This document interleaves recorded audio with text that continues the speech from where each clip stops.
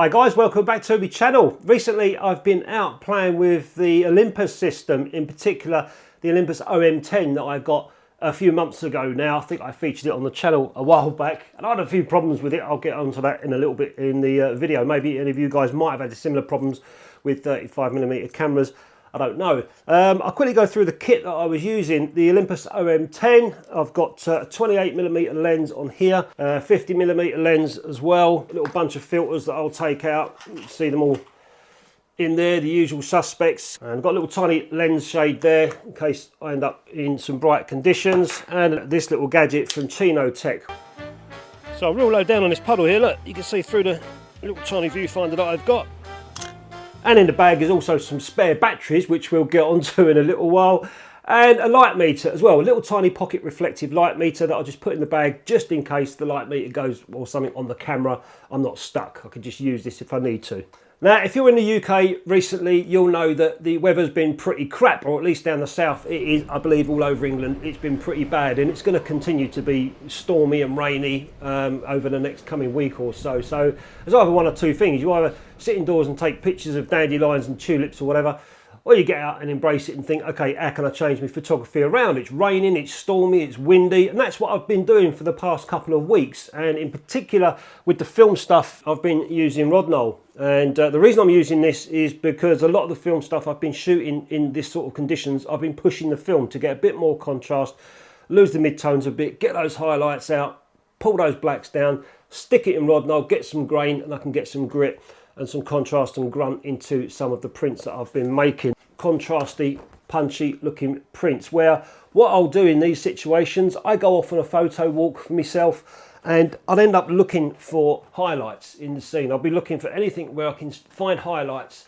and think, okay, that's really nice and bright, that's going to really complement what I'm looking for. And there's another one here of this cow as well. So you can see the highlights of the cow.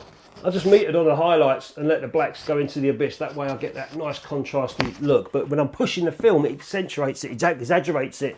And then, especially in the street stuff, developing it in Rodinal, I end up with this gritty looking street photographs or prints. Mate, can I take your picture? You look fantastic with your hat.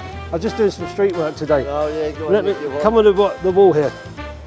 I just saw that hat and the glasses. Got to be done. Thank you very much. That's all right. Cheers, mate. See you later.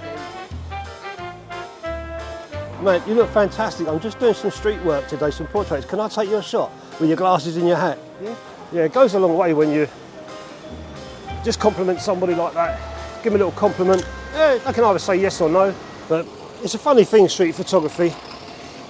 You go around taking photographs, places like this, and people don't get it. They don't know why you're taking their picture. And sometimes it can cause confrontation. But when you're in a big city in London, or any city around the world, it's so fast paced. You can literally just shoot away at whatever you want, and no one's got time to, you know, to argue with you, I suppose. I'll take a picture of your dog. The thing is with these cameras, it's got quite a mirror slap on them.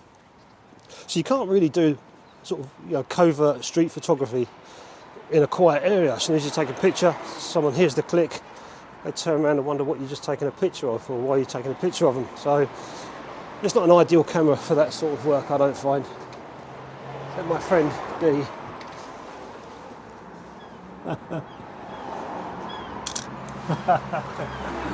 How you doing, D? Hi, Roger. Are you alright? Yeah, I'm well. Hello, Lee. How are you? Have you taken a sneaky snap of me? I did do, yeah. I hope it comes out. Sorry, mate. Nearly got run over by a bus. But I did have some problems with the Olympus OM10, and for the life of me, I really don't know what happened. I ended up getting overlapped images, which was quite bizarre. They say happy accidents, and I did see a couple of photographs that I took which were overlapped about 3 or 4 times, so like ended up sort of like triple exposures that I thought looked really great. And I don't know why I looked, I thought, at first I was like gutted. I thought, oh no, I've got overlapped frames. But then suddenly I saw one and it gave me, I don't know, an inspiration maybe to go out and shoot something similar with double exposures in the future. Something I don't really like doing, but this particular photograph got me thinking.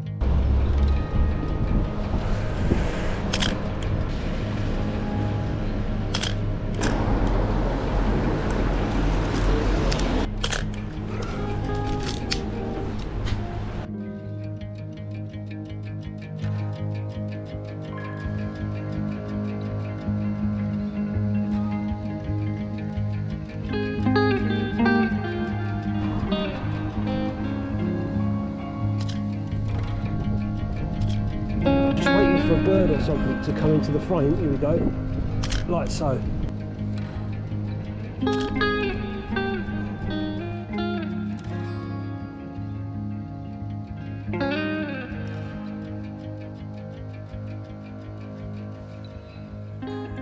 But I did have trouble with the camera on the shoot. It sort of started doing its own hissy fit. It was beeping at me and it wouldn't fire. Oh man, the camera's got jammed. I'm not sure if it's the battery or not.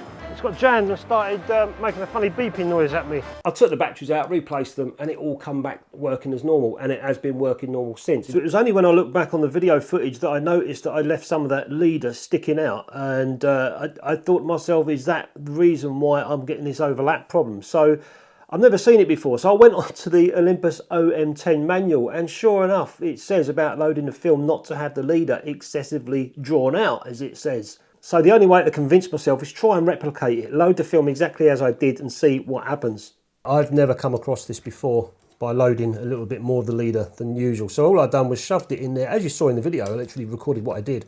But I shoved the leader in there, pulled it around that way, give it a bit of an advance to start with. And boom, there you can see that big fat part of the leader sticking out. So I just carried on, and where it gets tucked in underneath there, I'm thinking, is that creating some sort of bulk on the take-up spool where it's then starting to slip? I have tried and tried, even with the back door open, it's not slipping. And I've tried this to replicate this loads of times and it's not slipping at all. And even to the point of checking, rewind crank there, look. 3/4 of a turn every time, 3/4 of a turn, and if I do it faster, it's still going. Look. So I really can't figure it out. And it's funny because when I was on the shoot, as I was advancing, I could feel it slipping, and I was thinking, I kind of ignored it as I was shooting, as I was advancing, and I could feel it slipping, but I ignored it. I just thought, no, it can't be, you know. And I was even watching the crank move around.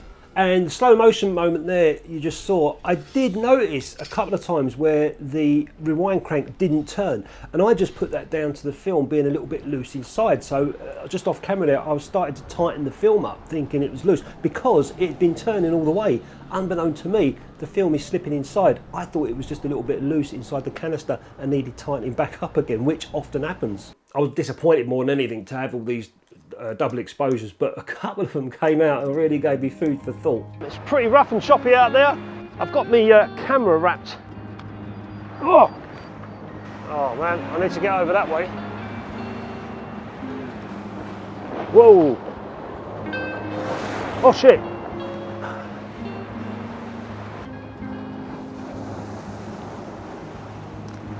Done. Oh, get away from there. Got another nice scene I'm looking at with these. It's very dark. These are going to come out very dark with my push film. So I need to find highlights within it. And there you go. I need to make sure I've got highlights in this, otherwise it's going to be, the highlights really need to help it. I think I've got some along here. Shot. So I've got a nice composition. Shot taken. So that diagonal line's coming from the top left down to the bottom right. I've got a nice shape in the horizon and this nice curvature.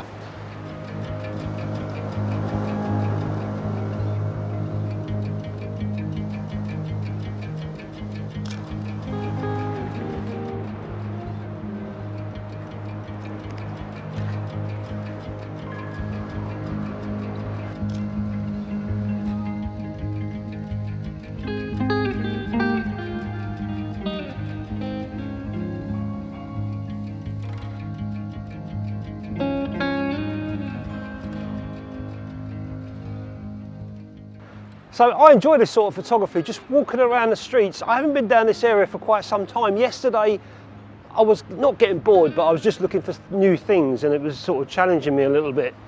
But I like this sort of photography with a plan in mind. And like I said, the plan is the Kodak Tmax 400 pushed to 800, developed in Rodnell, gloomy weather. I'm out looking for highlights, I'm looking for contrast, and see what I get. I'm actually looking forward to getting back and developing. And that's one of the beauty things about film, is I don't know what I've got yet. I can't look on the back of the screen and see what's going on. So it's all by chance. And a bit of experience and a bit of luck as well, if I get anything at all. You know, but if I get out of these two rolls, maybe 4, 5, 6 frames that are keepers, then, you know, I've been lucky. So I've got to go up there.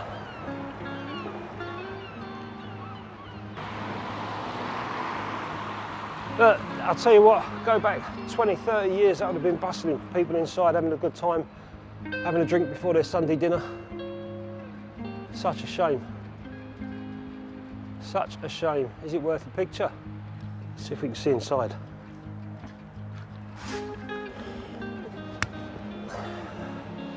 I suppose you can see in there, but I can see a pint on the bar at the back. Looks like a nice little pub as well. I wonder if we can see through the other side.